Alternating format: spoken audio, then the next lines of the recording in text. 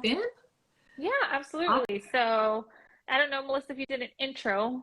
I did. I did a quick, but I'll do it again. Melissa Stringer, licensed professional counselor here from Texas. Okay. And I'm Diana Garcia, licensed mental health counselor from Florida. Right. And just kind of how we've rolled out all of our other live series, just letting everybody know that we connected over a mutual interest of acceptance and commitment therapy, that we're just both huge fans of that and incorporate our approach, that into our approach in our, when we do therapy with clients. So yeah, we had this or Diana had this bright idea of us you reached out first, you initiated contact, and then we came up with this idea that we'd present on these 6 core processes. And today, our final one, which kind of I think ties it all together, is committed action. Yeah, I think we bonded over our love of ACT, and I think in the ACT spirit, one of our goals is to really share this knowledge and kind of how we could really share all this information that we use professionally, personally, in like an easy to understand way. And in terms of today's talk about committed action, I feel like, I don't want to speak for both of us, but all these talks for me has felt like committed action. Absolutely. Right. Like all of the core processes that we've discussed so far are like actions that you take to sort of support psychological flexibility, which is what this whole thing is about too. Yeah. And just kind of the underpinning, or what makes committed action, what makes it work, what makes it take off, what the rubber meets the road, so to speak. This is the part where that happens. And all of these core processes we're working on with clients, and then this is the exciting part where we get to kind of start to see the behaviors flourish and take off.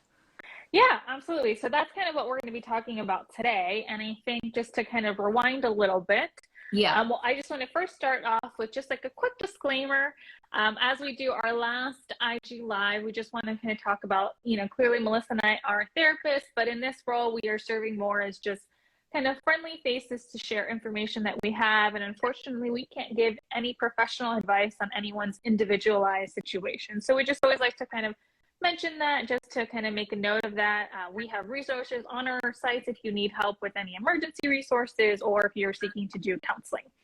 And so I think maybe let's also back up a little bit in terms of, so this is our 6th live. So if someone's just joining us, you can watch this one in and of itself. You don't have to watch the other 5, but if you haven't, we'll quickly go through the 5 other kind of processes that we've talked about. So we started with, I always have to think, we started with right?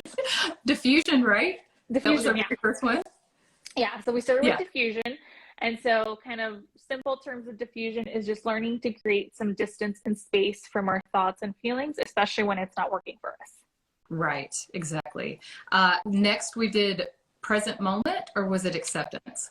Acceptance. We did acceptance. It was acceptance. Okay. Right. And just a very brief definition of acceptance is just learning to make contact with, or to be with, those things that are uncontrollable. So those things that show up inside of us, thoughts, painful memories, feelings, things that are not under our direct control, learning more flexibility to kind of be with those. Yeah, and we'll talk a little bit about that process, because sometimes we use the word kind of being willing to accept, willingness, which is going to be really key in today's process, which, like Melissa said, they all kind of mix together.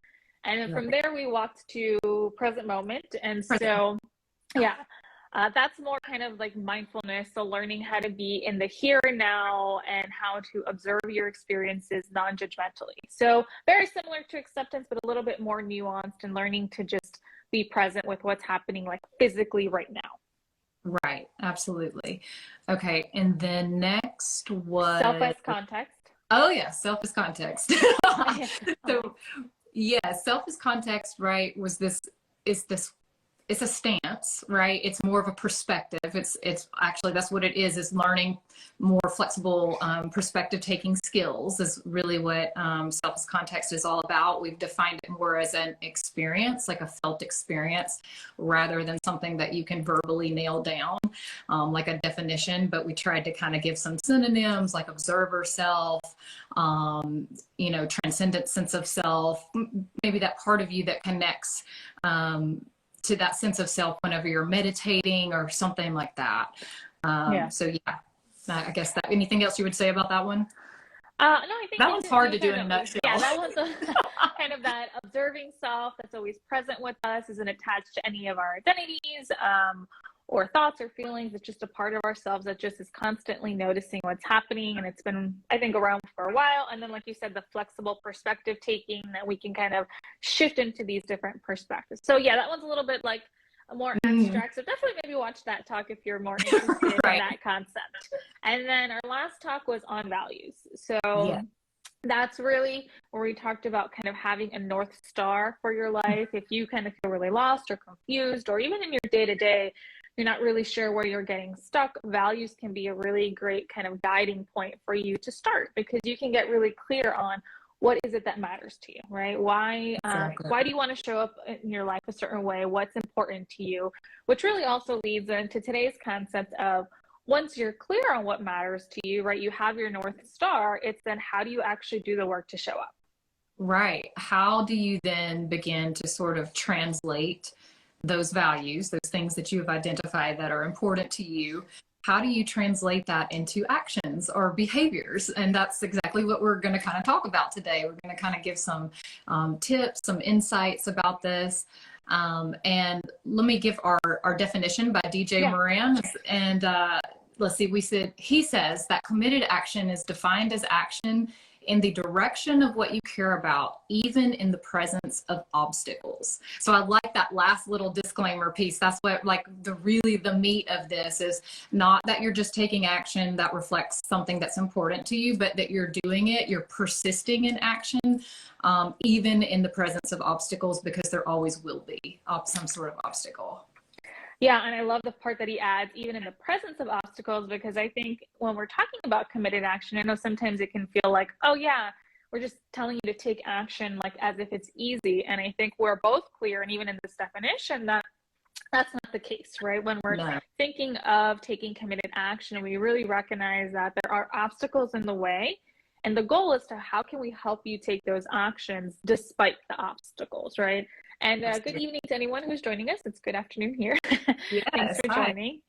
And so I think that when we're thinking about that definition, and that's why we were talking a little bit about values, it's really clear when we're thinking about obstacles, and that's why, because obstacles are going to show up, is that you really want to be clear on, like, why are you doing these really hard things, right? And it's not because it's important to me or it's important to Melissa. It has to somehow resonate with you and feel like it's of meaning to you, that you want to show up this way in your life. And that's where we want to really tie it into one of your values. Absolutely. Yeah, well said. And so I think the next thing that we were going to kind of bridge into were, I would just describe them as features of committed actions. We just kind of come up, just kind of these ways of describing what committed actions are. So one of the first ones that we said was, I think you just covered that values is like the fuel. It's like the gasoline, right? Like if your car needs fuel to move, you need, to be clear on your values in order to take steps in the direction of your choosing. The next one that we said was to kind of try to embrace, like a scientist with a lab coat approach to this, like we're constantly kind of assessing, okay, what was the impact of that behavior? Did that make my life feel more vital or meaningful? Or did I have a sense of accomplishment? Was there something that makes me want to do that again, that felt purposeful? And if not, that's okay. That's not saying you did something wrong. It's just saying maybe that's not the right workable action for you. Maybe we need to adapt and be flexible and experiment with different behaviors. So just kind of embracing that more objective and curious stance about your behaviors and where they're leading you, versus, I tried it, it didn't work, I'm not doing it right, Yeah, and I think that's really key, this piece of having this like open-minded, curious approach. And, I'll say that a lot of times to my clients. It's, when we're trying to make a change, let's experiment. Let's just see what happens this week. Let's see, if you're able to engage in this behavior, what happens for you? What shows up in your mind? What shows up in your feelings? Are there any physical sensations that show up? How did it feel before, during, and after? And let's kind of just explore. And vice versa. Even if you struggled with kind of engaging in this behavior, whatever the behavior is, let's also see what shows up, right? So let's really be curious of like, what are those kind of perceived obstacles that show up when you're trying to make this really important move, because then we can learn how to work through them, right? And like you said, it's not about shaming or you're a failure. It's kind of taking like, okay, something didn't work here. Let's kind of tweak it. Let's figure out what needs to shift. Right, absolutely. Just like a scientist in the lab, manipulating variables, right? That's just kind of what we're doing. Yeah, absolutely. Yeah, and I think another kind of, and I had kind of talked about at the beginning, when we're thinking of committed actions at this point, we also want to talk about this concept of acceptance or willingness, right? Are you, because I think that's what we're talking about, even in this definition from DJ Moran, we're being very clear that these behaviors that we're encouraging to do, or that you're trying to get yourself to do, there's something that's really difficult and uncomfortable that shows up, right? If not, then you probably would have figured out how to do it. Absolutely. Right? You probably would have figured out. And I find that with a lot of my clients that, they have tried all these different things and so forth, but sometimes things get in the way, internal maybe barriers they're not aware of. And so this concept of willingness, it's not that you're going to get rid of these uncomfortable thoughts or feelings or obstacles. It's really dropping into this attitude. Am I willing to experience these things that are uncomfortable in the service of a life that matters to me? So just to kind of give a personal example of, and I think I had started even with these IG lives, like it's very honestly uncomfortable for me to do these public speaking things, even though my head they're like not public speaking because it's but even so, it's really uncomfortable. There's thoughts of like, oh, I don't know how to do this. There's feelings of anxiety that show up. And so in those presence of those obstacles, kind of getting myself to do this committed action, I had to be really willing and open to these thoughts and feelings don't go away. And I'll even say after the 6 to 1, maybe I'm a little more habituated to it and they don't feel as intense, but they sure still show up every single time I pop onto these lives. And the goal isn't that they're going to go away. The goal is that I can still show up in a way that matters. Like I'm willing to drop into these uncomfortable experiences in order to do something that's meaningful. So when we're talking about these committed actions, and whoever's kind of thinking about any action you're thinking of taking, really kind of dropping into this acceptance of like, okay, am I willing to feel whatever shows up, good, bad, or ugly? Because ultimately I'm trying to do something that really matters to me. Absolutely. Yeah. I think you explained that really, really well. And I think, like we've talked about before, sometimes willingness is an easier word to swallow than acceptance. So sometimes it's a better word to start with than acceptance. Yes. So go ahead. I'm sorry. I was jumping to the next point, but go ahead if you had something else. I was doing the same thing, so go ahead. Oh, okay. So another feature is examining function. Now, like, let's just break that down in layman's terms, okay? Right. So what is the intention or the purpose behind the behavior, right? And we're constantly helping clients, right, assess that and assessing that inside of ourselves, right? And when we're trying to check, is my behavior reflective of a value, or is it reflective of something that's important to me? And I think one thing that kind of cues us into what the answer to that question is, what's the function of my behavior, is, am I running from something that I don't want to feel? Right? Am I avoiding something, right? Or am I pursuing and chasing something that matters, right? And sometimes it can be an overlap. Sometimes it can be a little bit of both. But I find that question kind of orients you towards, is this a committed action, right? Is this an action in favor of, in service of a value? Because if it's about avoidance, that's rarely about a value. If it's purely about, I just don't want to feel that, that's purely about that's usually not about a value.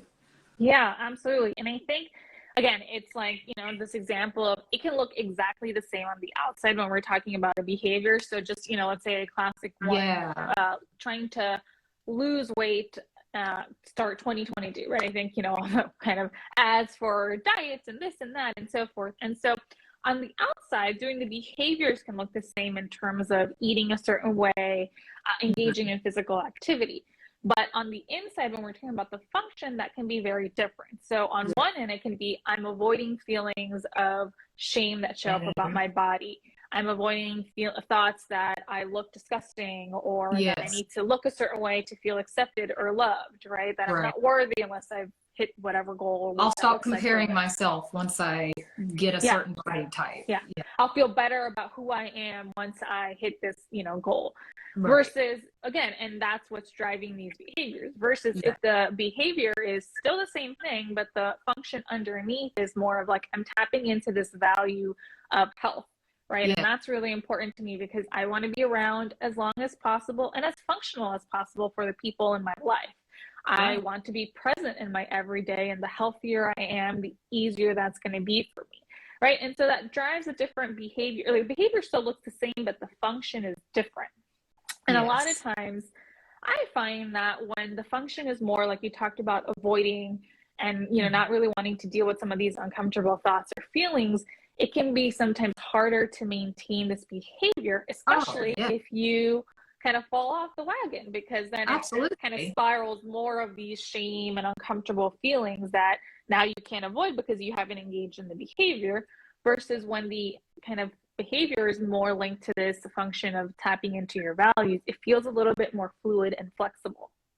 Absolutely. There's more intrinsic motivation inside the one when you're moving towards something that feels rewarding or vital or meaningful, right? And there's this depletion and this sense of being drained and sense of just always running, and it's just this endless process, because you can go out and run one day and maybe those thoughts damper just a little bit, right? About I'm not good enough and I feel ashamed, but they just boomerang right back around. Like you're not, right? It's like trying to run from a shadow, Yeah, I love that. Yeah, absolutely. Absolutely. And again, I think like you said, we're not saying it's like either or. Sometimes it can feel like it's all, because behavior can be all, it's maybe a mix and a combination of factors. And maybe there's different days where, the context, one day feels like it's avoidance, and the other day feels like it's value linked, because we are multifaceted. So there might be different reasons, but ultimately trying to really look at, when you're looking at this behavior, kind of what's the function, or sometimes I'll tell my client, well, what's the intention here, right? It might look the same on the outside, but what's really the intention? What do you want the intention to be driving, from a place of your values or from a place of avoidance? And I think even if it's coming from a place of your values, to be clear, it doesn't mean that these uncomfortable thoughts and feelings go away, right? So going back to in the presence of obstacles, right? It's just that you're not doing these behaviors in order to respond or to avoid these uncomfortable things that show up. Right. You're not making that your kind of main criteria. Yeah, absolutely.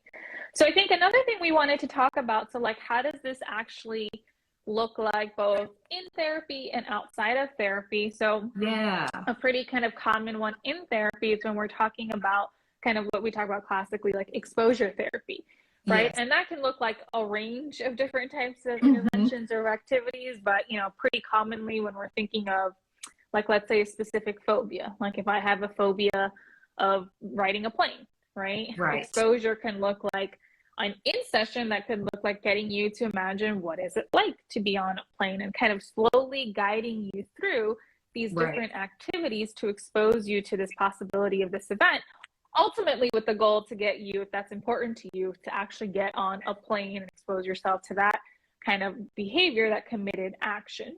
It can also look like exposure in terms of just even kind of exposing yourself to uncomfortable thoughts and feelings. Maybe it isn't necessarily a specific phobia, but any type of like uncomfortable thoughts and feelings that we tend to turn away from in our day-to-day. We will sometimes really guide you in counseling to kind of sit with that, and not in any way, shape, or form to be mean, but to really, again, kind of help you learn to practice being comfortable in that uncomfortable space, that you can be in the space without having to turn away or to react or avoid it in your life. Absolutely. Yeah.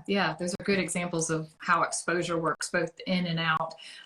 Just a quick personal example in there, right, of exposure, right? Like in my life in grad school, right?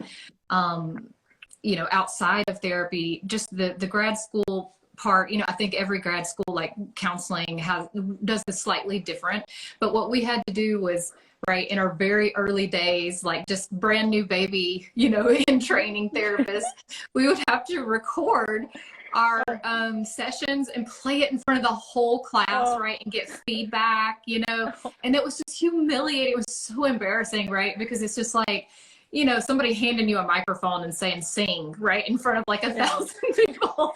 And it's just like, I can't carry a tune. Oh my God, this is so embarrassing, right? So it's just, you lack the skill set. So you're allowing people to sort of watch you flounder and not know what to do and receive feedback on that. So, right, like just kind of having to tap into values around that, like, and willingness, like why on earth would I subject myself to this? I better have a pretty strong why. So yeah, just an example of, exposure that everybody goes through at some point in their life. You've exposed yourself to something that was important to you. You've practiced willingness somewhere in your life. Even if you think you haven't, you most likely have. So it's a doable, it sounds scary, but it's really doable. Yeah, absolutely. And it's funny because I can relate clearly to your example, and I was having like the visceral cringe of like, you're having, your first brand new baby sessions, like first sessions as a therapist, be recorded and getting feedback not only from your peers, but from your supervisor, seasoned therapist. So absolutely, it's really uncomfortable. But again, that piece of it sounds like you were really willing to do that in order to ultimately, be a therapist and kind of serve all the people that you serve. Right. And I think, just the function, like of us discussing this in the first place is, again, just to emphasize, just because you have your values in place doesn't mean that we don't need a little extra buffering, right? Like we can't pull in a couple of behavior modification tools and, tips and things like that have been shown to help us more successfully kind of carry out these committed actions. What are these other little pieces? So exposure, let's see, what else okay. The SMART goal, right? Our next one. Okay. So if you haven't heard of a SMART goal, it's something widely used in all kinds of different organizations and settings and context and within therapy. So SMART, I'm going to go, it's an acronym. So I'll go through what the traditional SMART goal, and then there's an ACT version that we found that we wanted to talk about. So the S stands for specific. And again, this is about setting goals. So you want your goal to be specific. The M is you want your goal to be measurable. You want your goal to be achievable, relevant, and time framed. And then there's an ACT version that's slightly different. But I think there are two that are overlapping. The first one is still specific. The second one, instead of being measurable, is meaningful.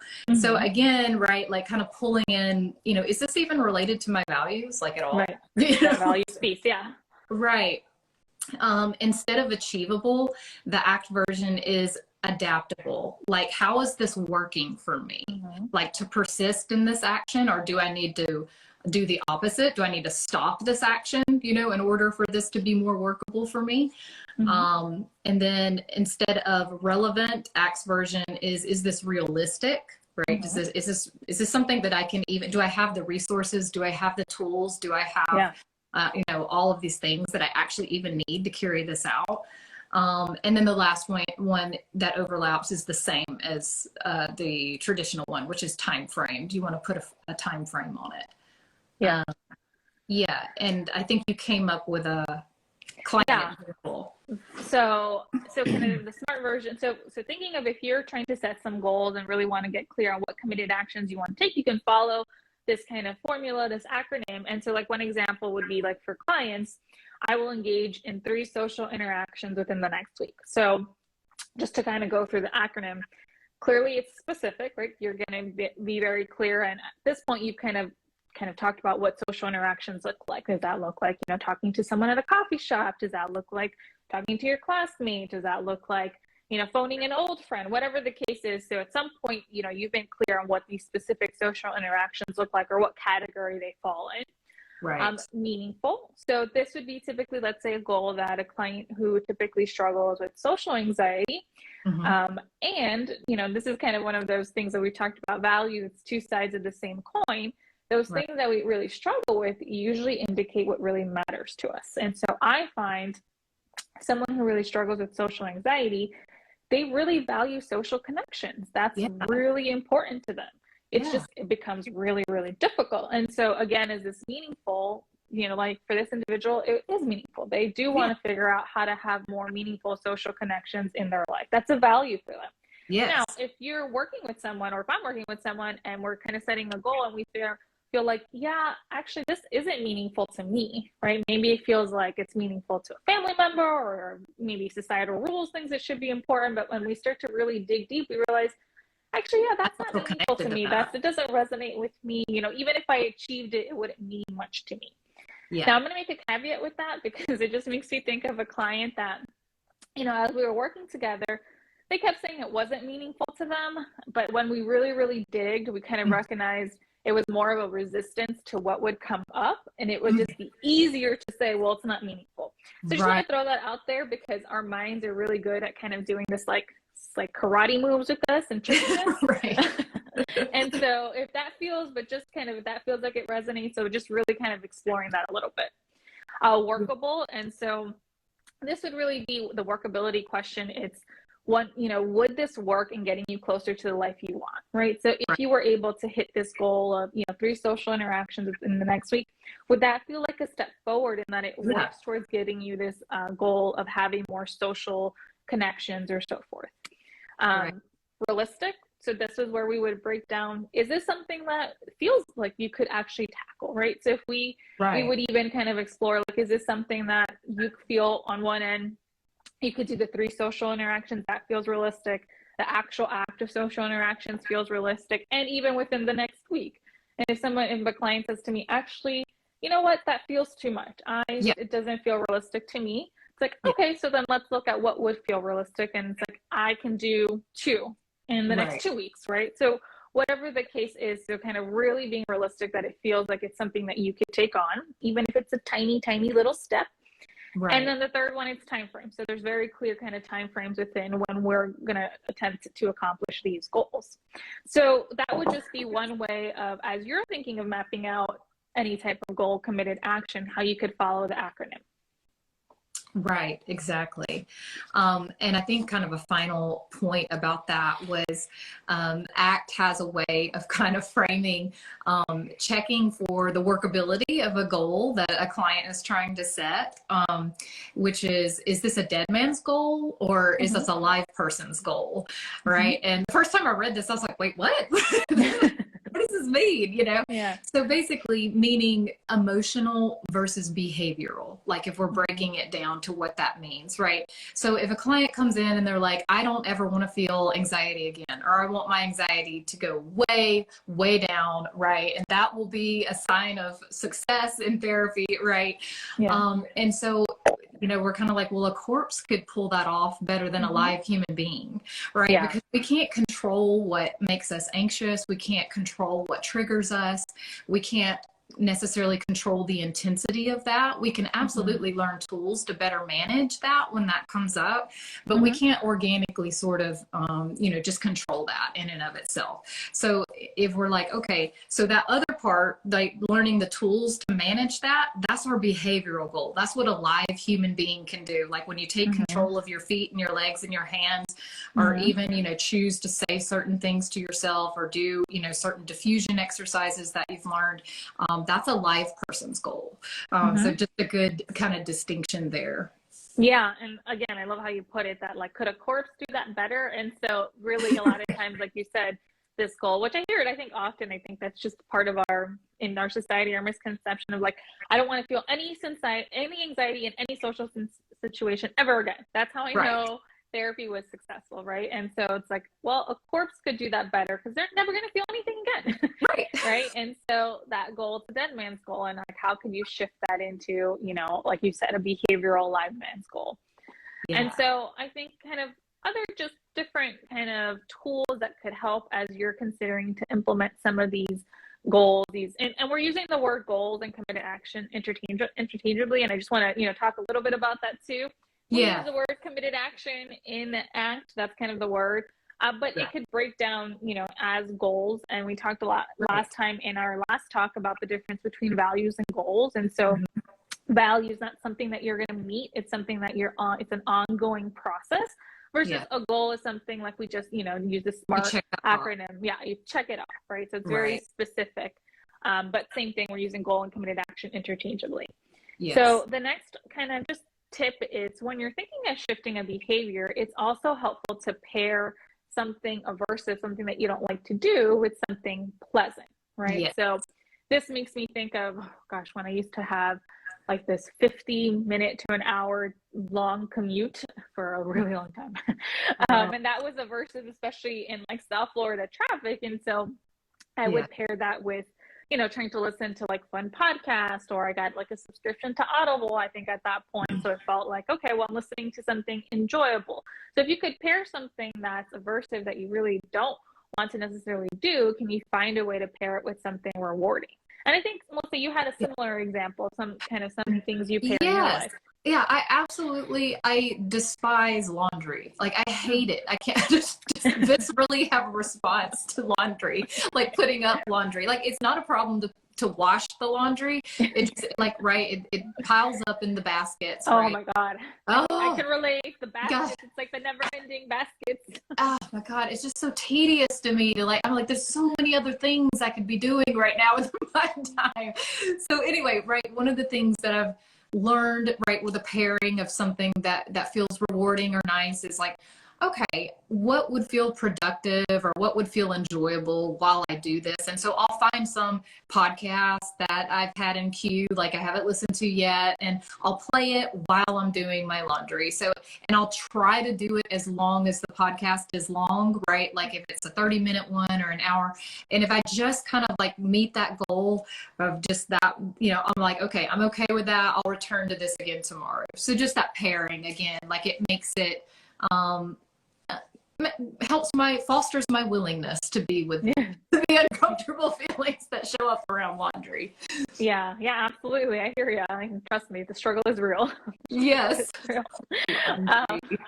So the next kind of thought that comes to mind, I think we kind of talked a little bit about this, but just really getting clear on making whatever goal or committed action really, really manageable. So sometimes it is looking at making it really, really, really tiny.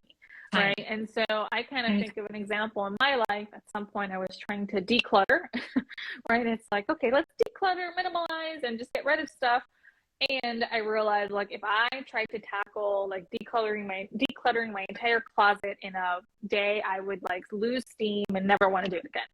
And so I realized, like, I'm just going to literally declutter one drawer at a time, like just one, or like one little section of my closet, and that's it. And that felt tiny and manageable, and it felt like, and it also kind of felt rewarding in that, like, okay, I got something done.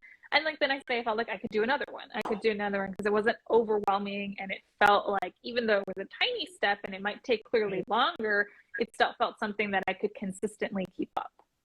Right. Yeah, absolutely. Yeah. I mean, and I think one of the things, we were talking about kind of a 1 to 10 scale, you know, and assessing for ourselves and our clients, right? Like, what is the likelihood that you will do this behavior that we're talking about, right? And if we get a number like 3 or 4 or anything below that, we're like, okay, how can we modify this to tweak this so that you would be more likely to do that? And the answer to that is usually making it smaller, right? Like trying to break it down into an even smaller chunk, like you were describing with the example that you just gave. So kind of tweaking it until we get that number up to around a 6 or higher. So that's a good way to assess your likelihood of doing something, and what could sort of guide you or encourage you to do it and get your numbers up. Yeah, absolutely. I think another kind of tool that we talked about was like pairing. So if you're trying to add a new habit or behavior, pair it with something existing. So for instance, let's say you're someone that, you know, naturally preps your wardrobe the night before, right? You know, like, okay, I kind of get ready what I'm going to wear the next day. And let's say you're trying to incorporate more working out. So make it a point to, like, when you get your day outfit ready, also get your outfit for the gym, because it's going to cue you, like, once you see this, to really like, oh, okay, I already have this out. So that's also something really important, to try to really, any existing habit that you can latch onto and add a new habit, it's going to be a lot easier. So I even think about, I think one of my posts I talk about like having, like, incorporating mindfulness into little tiny manageable bits. And one thing that I've started to do is, like, when I fill my water bottle, I've been pairing it with doing some like deep breathing or grounding. And so it doesn't feel overwhelming, because one, it's a habit that I already do, and I'm just adding it in. And so it's more likely to stick. And so that's something that you can consider. Whatever habit you're trying to take, can you add it to an existing one? Absolutely. Kind of piggybacking on. Absolutely. Mm-hmm. Yeah. I just wanted to say, Shay, 33, they said, I'm really enjoying this. I just wanted to respond to that. Thank you. Glad that you are and that you're here and you're listening. Appreciate your time. Yeah. So the piggybacking, let's see. Right, kind of assessing like at the end of the behavior, like always kind of back to that evaluating that we talked about, previously. What was sort of the felt sense of you doing that?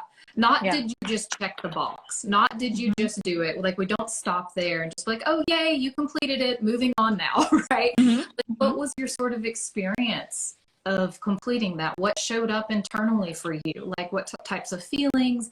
What types of thoughts? Did you notice any different bodily sensations? Did you notice a loosening or a lightness or anything of that kind? So just kind of assessing like what did that really, like kind of mindfully slowing down and checking, and what was that like for you? Yeah, absolutely. And again, taking that kind of approach of being a curious scientist and experiment, and like, that's all good data to look at, like, oh, what showed up for you after you did that? Did it feel meaningful? Did it not? Like, what was coming up for you?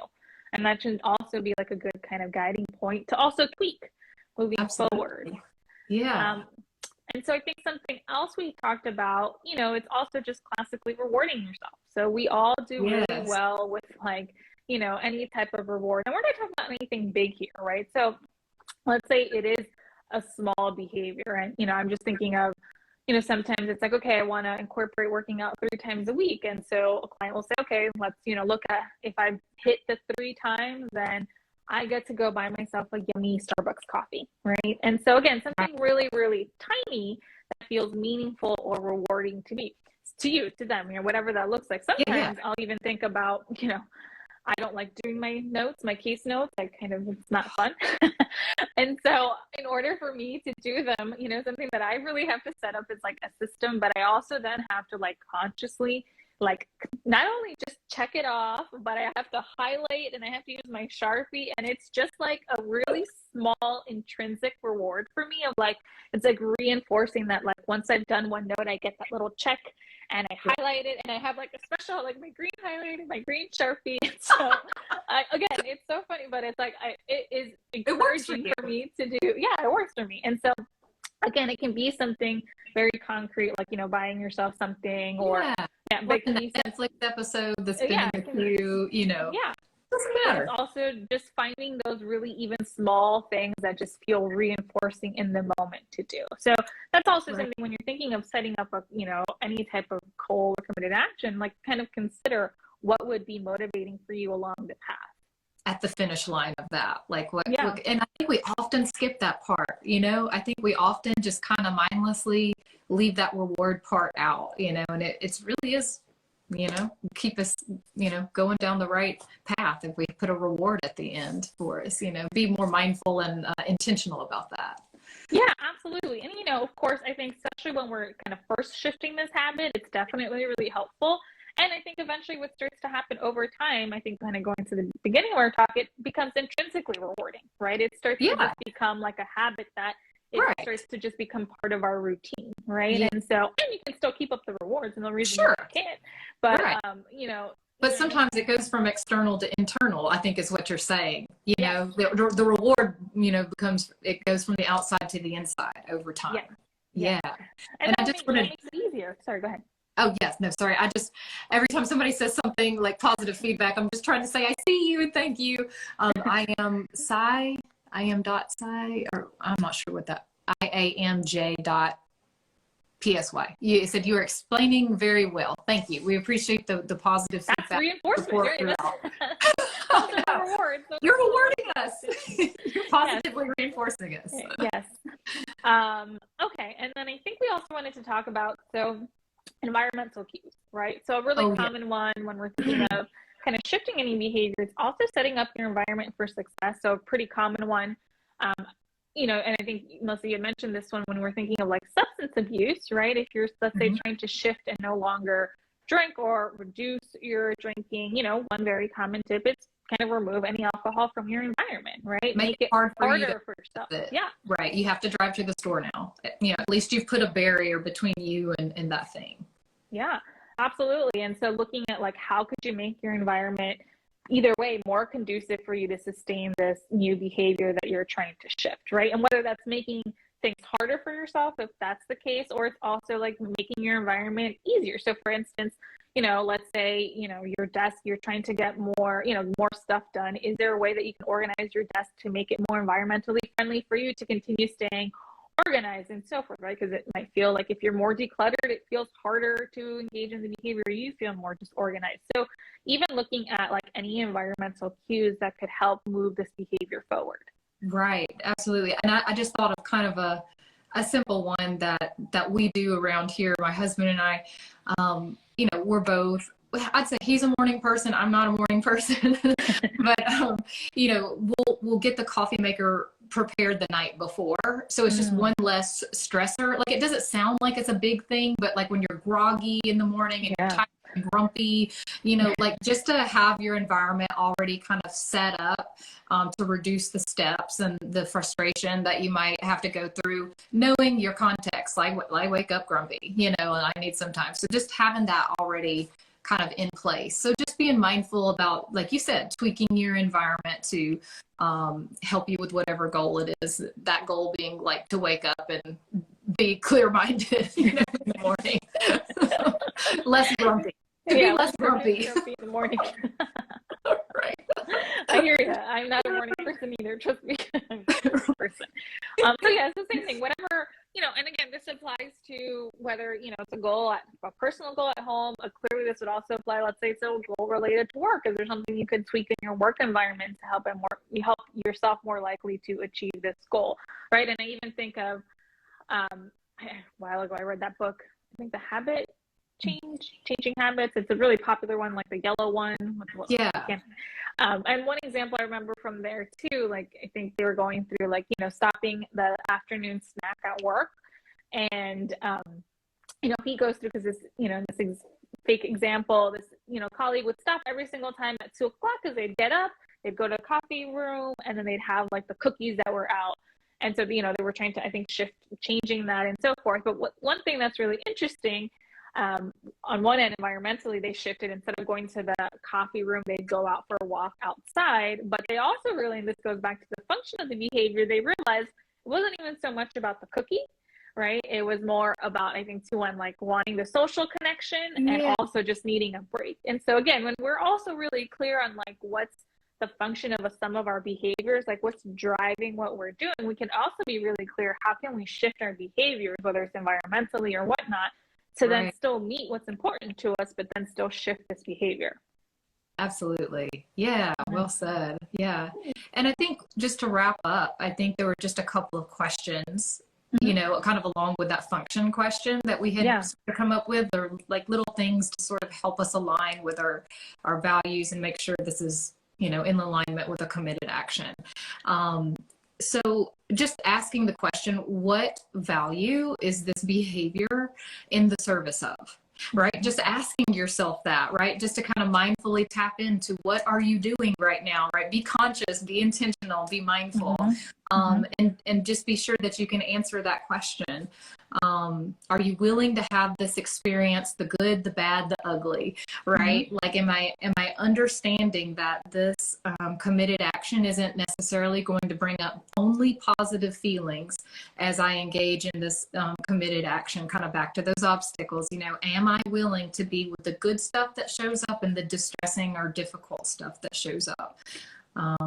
And I think that was it for our kind of two more kind of clarifying questions.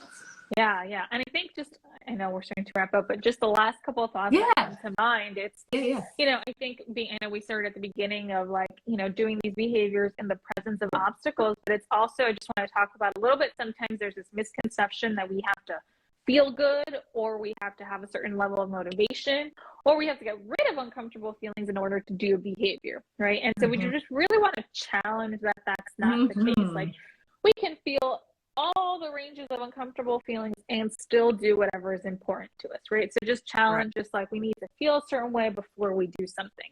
right? Or we need to get rid of an uncomfortable feeling before we do something. And so I hope we made it really clear that when we're talking about committed action, that's not the case. We're talking about like, how can you do these things that are really important to you despite these uncomfortable thoughts and feelings? So like I think you said, like, what service is this behavior, and what value is this behavior in service of, right? Like what's really important despite whatever you're feeling, right? So I think that's the other thing, because I think that's a common kind of misconception when we're thinking about goals and changing behaviors, that we have to feel a certain way about them. We have to feel really good, or we have to shift a feeling before we do it. And that's just not, at least what we've kind of learned, that just doesn't really hold up. No, right. And I mean, and if we're splitting atoms here, which I'm about to do, right? I think even the timing of this question is really important, right? Especially when we have become triggered, right? Like we're moving in the direction of something, and usually when we do move in the direction of something that's important to us, there's going to be some distress that shows up, right? Like moving towards that job, asking for that job promotion that you want, or like making that social connection when you have social anxiety, right? Like there's going to be difficult stuff that shows up. So, when you're feeling triggered, right before you engage in the behavior you're feeling the urge to engage in, say, what is this in the service of? What is this in the service of, right? Like, is this avoidance, or is this chasing what matters right now? Which one is this? How would I categorize this, right? Because like sometimes clinical example will be with a client and they're like, I don't know, this is too hard. I don't want to talk about this, or, this is too hard. I don't want to do that. I'm like, okay, what's that in the service of? What's that in the service of? Does that move you closer to the person that you want to be right now? Okay, no, it doesn't. Okay, let's talk about some tools to help you stay. Yeah. And I love that. I think it's such a great kind of clarifying question, especially when we're in that like active struggle. And of course, I think, talking about, and this also gets a little bit to the workability question, but, is this going to work for you and getting you closer to the life you want? And recognizing that we all sometimes default to doing things that don't work, right? So I think that's the very other piece. natural. Yeah, all organisms move away from pain and discomfort. Yes. So I think it's also, and we're talking, the whole part of psychological flexibility is really being able to be flexible, even when we've had a setback, or even when we felt like we moved away from, right? It's like, okay, let's look at that data again. Let's be curious about that, and let's not get really stuck or rigid by that moving away. Let's look at, okay, how can we learn from that and move forward, right? How can we tap into what's important to us? So again, I think we're, no way, shape, or form are we saying like in any way we're expecting perfection or anything like that, because that's just not realistic. And so kind of, if you're already kind of building that in and having those realistic expectations for yourself, you can know that you can then shift when you have a day that you don't hit whatever behavior you're trying to do. Yeah, absolutely. Yeah. So I think that's kind of it for this last talk on committed action. I feel like we went all over the place just based on where we were at, which is fine. Yeah. I think we just want to thank everyone who's watching this one live or watching the recording, and anyone who's watched the last couple 5 IG lives. Again, I think this has been an undertaking for Melissa and I, but it's definitely been worth it, because it's been part of our committed action, part of our values. So we're willing to show up and feel all the uncomfortable stuff just to kind of tap into what's important. Lots of willingness being practiced here. Yeah. Yes. And tapping into values and all of this stuff, all of the core processes we've been talking about the last 6 months. We've, I think, wholeheartedly been trying to hold, and practice ourselves, Yeah, absolutely. And so I know, Melissa, where can people find out more about you, your practice, or just kind of staying in touch with you? Yeah, so I'm mostly on Instagram. I have a YouTube channel, but not super active there. That's not updated. So at Connect and Reboot, just you can follow me for mostly ACT-based content, because I'm an ACT practitioner, and I love talking about this stuff and teaching it and practicing it. So you can follow me on at Connect and Reboot. And you have a YouTube channel and you're on IG. And so Facebook too, right? Yeah, and I have Facebook. I'm not really active on Facebook. I just have it because I think you're supposed to have it. It's not really my value, apparently. But yeah, so I'm on same thing. People can follow me on IG at Nurturing Minds Counseling. Also, same Nurturing Minds Counseling at YouTube, which I've also reposted all of our talks on there as well as some other content, a little bit longer content I have there as well.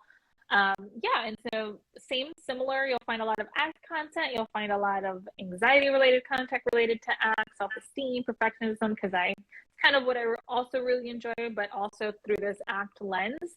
So you'll see a lot of ACT stuff weave throughout just any of my content.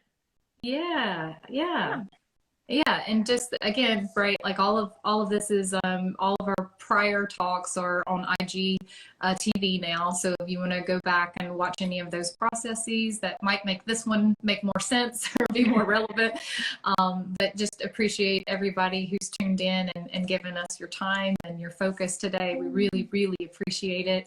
And yeah, any last words for you?